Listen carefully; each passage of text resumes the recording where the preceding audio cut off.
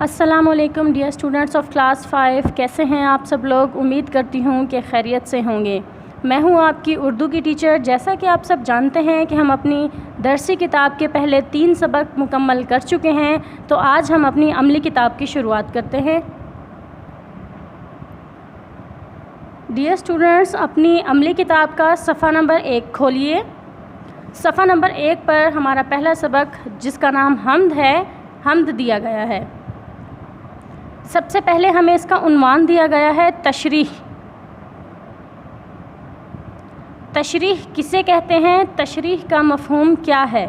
آئیے میرے ساتھ پڑھیے۔ کسی شعر کے مطلب کو ایسے آسان الفاظ میں لکھنا کہ پورا مطلب سمجھ میں آ جائے، اسے تشریح کہتے ہیں۔ غور سے سنیے۔ کسی شعر کے مطلب کو ایسے آسان الفاظ میں لکھنا کہ پورا مطلب سمجھ میں آ جائے، اسے تشریح کہتے ہیں۔ اب شعر جو ہمیں دیے گئے ہوتے ہیں وہ سمپل اردو میں نہیں دیے گئے ہوتے، جیسا کہ ہماری لینگویج ہے، جیسا کہ ہماری اردو زبان ہے، ہم فلوئنسی سے بولتے ہیں، سادہ الفاظ میں، سادہ جملوں میں بولتے ہیں۔ شعر اس طرح سے نہیں ہوتے، ٹھیک ہے؟ تو شعر کے مطلب کو آسان الفاظ میں لکھنا اور سادہ طریقے سے لکھنا کہ اس کا پورا مطلب سمجھ میں آ جائے، اسے تشریح کہتے ہیں۔ تشریح میں حوالہ بھی دیا جاتا ہے۔ حوالہ کا مطلب ہے کہ یہ بتایا جاتا ہے کہ یہ شعر کس نظم سے لیا گیا ہے اور اس نظم کے شاعر کون ہیں۔ سمجھ آ گیا؟ چلتے ہیں نیکسٹ ٹاپک کی طرف۔ اس بند کی تشریح کیجیے۔ پیارے بچوں، یاد رکھیے 3، 5 یا 6 مصروں کے مجموعے کو بند کہتے ہیں۔ اب ہم نے پڑھا تھا شعر۔ شعر 2 مصروں سے مل کر ایک شعر بنتا ہے۔ مصرع کسے کہتے ہیں؟ جب بھی کوئی نظم لکھی جائے، کوئی بھی شاعری لکھی جائے، تو اس میں ایک لائن جو ہوتی ہے، مثلاً یوں تو ہر شے پہ ہے چشم رحمت تیری، یہ ایک لائن ہماری کیا ہے؟ ایک مصرع ہے۔ اسے ہم کیا بولیں گے؟ ایک مصرع۔ جب 2 مصرے ایک ساتھ ہو جائیں، 2 مصروں کو ملا دیا جائے تو وہ شعر بن جاتا ہے۔ لیکن اگر ہمارے پاس 5، 3 یا 6 مصروں کا کوئی مجموعہ ہو تو ہم اسے کیا کہتے ہیں؟ بند کہتے ہیں۔ آئیے پڑھتے ہیں۔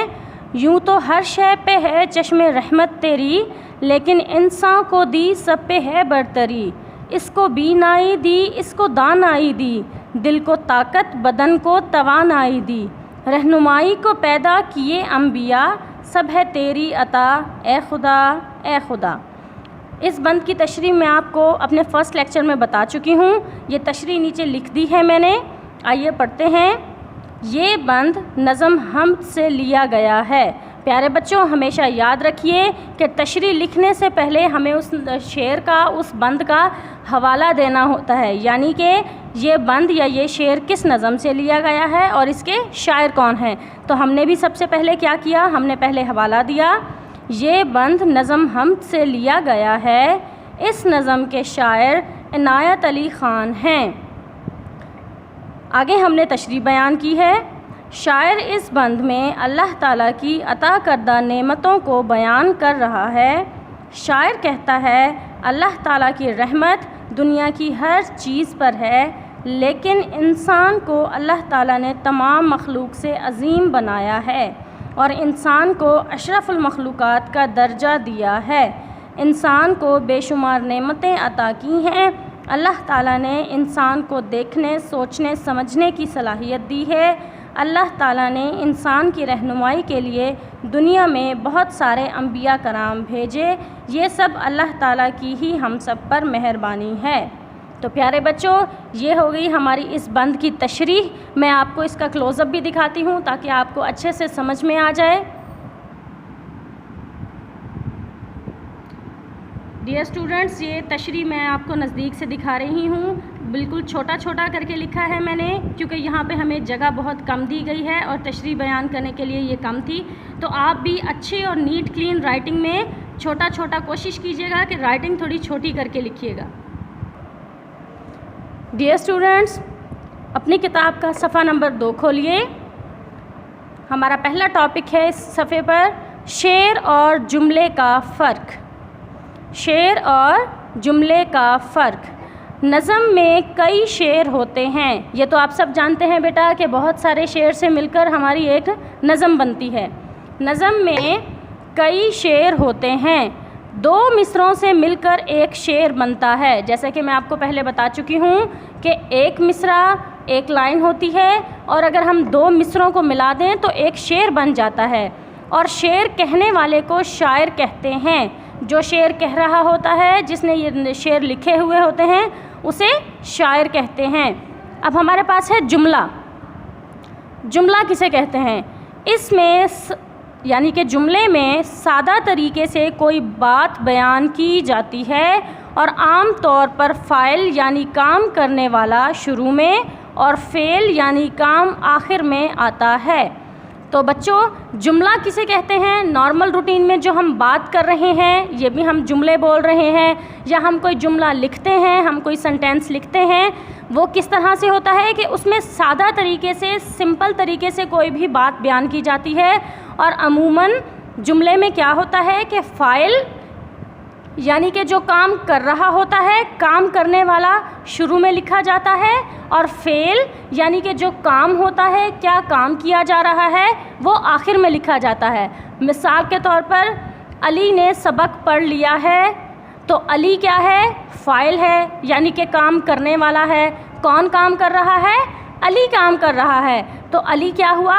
فاعل ہوا۔ تو وہ ہم نے سب سے پہلے لکھا ہے جملے میں، علی کام کر رہا ہے، علی کام کر رہا ہے۔ تو علی یعنی کہ فاعل ہم نے پہلے لکھا، اور فعل یعنی کہ کام کرنا وہ ہم نے بعد میں لکھا۔ اب ہمیں مثلاً یہاں پہ ہمیں مثال دی گئی ہے، جیسے کہ اب جملہ کیا ہے؟ ارشد نے تو کھانا کھا لیا ہے۔ اب ارشد اس میں فاعل ہے، اور کھانا کھا لیا یہ فعل ہے۔ کھا لیا کیا ہے؟ فعل ہے۔ ارشد نے تو کھانا کھا لیا ہے، اب فاعل ہمیں پہلے دیا ہوا ہے اور فعل ہمیں آخر میں دیا ہوا ہے۔ یہ ہمارا ہے سمپل جملہ، یہ ایک ہم اسے کیا کہیں گے؟ جملہ۔ اب مصرع کیا ہوتا ہے؟ مصرعے کو ہم شعر کی طرح بیان کرتے ہیں۔ کھانا تو کھا لیا ہے ارشد نے، جیسا کہ کوئی نظم لکھی جاتی ہے، کوئی شعر لکھی جاتی ہے، کھانا تو کھا لیا ہے ارشد نے، تو یہ کیا ہو گیا؟ یہ ہمارا مصرع ہو گیا۔ اب سمجھ میں آیا جملہ کسے کہتے ہیں؟ جو سادہ طریقے سے کوئی بات بیان کی جائے اسے جملہ کہتے ہیں، اور مصرع الگ طریقے سے ہوتا ہے۔ اب شعر کسے کہتے ہیں یا مصرع کسے کہتے ہیں؟ اب سنیے، شعر میں الفاظ قافیے اور ردیف کی مناسبت سے استعمال ہوتے ہیں۔ قافیہ کسے کہتے ہیں؟ قافیہ کسے کہتے ہیں؟ ہم آواز الفاظ کو قافیہ کہتے ہیں، ٹھیک ہے؟ ہم آواز الفاظ کو جو ایک جیسے لفظ ہوں، جیسا کہ ہماری نظم میں بہت سے قافیے دیے گئے ہیں، ہم آواز الفاظ دیے گئے ہیں تو انہیں قافیہ کہتے ہیں۔ اور ردیف جو مصرعے کے آخر میں بار بار اسی لفظ کا استعمال کیا جائے وہ ردیف کہلاتا ہے۔ کسی بھی نظم میں، کسی بھی شعر میں آخر میں جو بار بار لفظ، سیم لفظ ریپیٹ کیے جائیں انہیں ردیف کہتے ہیں۔ ڈیئر اسٹوڈنٹس، صفحہ نمبر 1 سے میں آپ کو قافیہ اور ردیف کی مثال دوں، جیسے کہ یہ ہمارے پاس ایک بند دیا گیا ہے یہاں، یوں تو ہر شے پہ ہے چشم رحمت تیری، لیکن انسان کو دی سب پہ ہے برتری۔ اب تیری، برتری ایک جیسے الفاظ ہیں تو یہ کیا ہوئے؟ قافیہ۔ ہم آواز کو قافیہ الفاظ کہتے ہیں۔ اس کو بینائی دی، اس کو دانائی دی، دل کو طاقت، بدن کو توانائی دی، ٹھیک ہے؟ دانائی، بینائی، توانائی یہ سب کیا ہیں؟ ایک جیسے الفاظ ہیں، تو یہ کیا ہوئے؟ قافیہ۔ ہم آواز الفاظ کو قافیہ کہتے ہیں۔ اب آخر میں جو ہمیں دیا گیا ہے اس میں دی، یہاں پہ بھی دی ہے، یہاں پہ بھی دی ہے، تو یہ کیا ہے؟ ہمارا ردیف ہے۔ جو مصرعے کے یا شعر کے آخر میں جو بار بار ایک ہی جیسے الفاظ دیے جائیں انہیں کیا کہتے ہیں؟ انہیں کہتے ہیں ردیف۔ دوبارہ سے صفحہ نمبر 2 کی جانب آئیے۔ قافیہ اور ردیف کے بعد مثلاً جملہ دیا ہوا ہے اور مصرع دیا ہوا ہے۔ انسان کو لیکن سب پہ برتری دی ہے۔ اب یہ ہم نے کیا ہے؟ جملہ دیا ہوا ہے یہاں پہ بالکل سادہ طریقے سے، ہمیں اس کا مطلب آسانی سے سمجھ میں آ رہا ہے۔ انسان کو لیکن سب پہ برتری دی ہے۔ اب اس کا مصرع کیسے بنے گا؟ ہمیں نظم میں دیا گیا ہے اپنے پہلے بند میں، لیکن انسان کو دی سب پہ ہے برتری۔ اب آپ کو سمجھ آ گیا ہوگا کہ جملہ کسے کہتے ہیں اور مصرع کسے کہتے ہیں۔ نیکسٹ ٹاپک کی طرف آئیے، نثری جملوں کو مصرعوں میں لکھیے۔ عموماً طور پر ہمیں مصرعے دیے جاتے ہیں کہ ان کو نثری جملوں میں لکھیے، یعنی کہ ہمیں شعر دیے جاتے ہیں، ہمیں اس کو سادہ اردو میں لکھنا ہوتا ہے، لیکن یہاں پہ انہوں نے ہمیں نثری جملے دیے ہوئے ہیں، ہم نے اس کو مصرعوں میں تبدیل کرنا ہے۔ پہلا جملہ ہے، یوں تو ہر شے پہ تیری چشم رحمت ہے۔ اب یہ ہمیں انہوں نے دیے ہوئے ہیں ہماری نظم میں سے ہی، آپ نظم پڑھیں گے اور ان نثری جملوں کو مصرعوں میں لکھیں گے۔ ایک میں آپ کو بتاتی ہوں کر کے، یوں تو ہر شے پہ ہے چشم رحمت تیری۔ تو پیارے بچوں، ہم نے اس نثری جملے کو مصرعے میں تبدیل کیا ہے۔ ہمیں نثری جملہ کس طرح سے دیا ہوا تھا؟ یوں تو ہر شے پہ تیری چشم رحمت ہے، یعنی کہ سادہ طریقے سے ہمیں یہ جملہ بیان کیا گیا ہے، ہم نے اس کو مصرعے میں لکھا ہے، یوں تو ہر شے پہ ہے چشم رحمت تیری۔ ٹھیک ہے، اگلا جملہ ہے، سب راحتیں تیرے ہی در سے ملتی ہیں۔ اب بیٹا آپ لوگوں کا ہوم ورک یہ ہے کہ ان نثری جملوں کو مصرعوں میں لکھیے۔ جب آپ نظم پڑھیں گے تو آپ کو سمجھ میں آ جائے گا کہ یہ جملے، سادہ جملے کس بند میں سے اور کون سا مصرع دیا گیا ہے۔ تو ڈیئر اسٹوڈنٹس، یہ آپ کا ہوم ورک ہے کہ اچھے طریقے سے صفحہ نمبر 1 پر دیے گئے بند کی تشریح لکھیں اور یہ والا سوال صفحہ نمبر 2 پر دیا گیا یہ سوال مکمل کریں۔ نثری جملوں کو مصرعوں میں لکھیے۔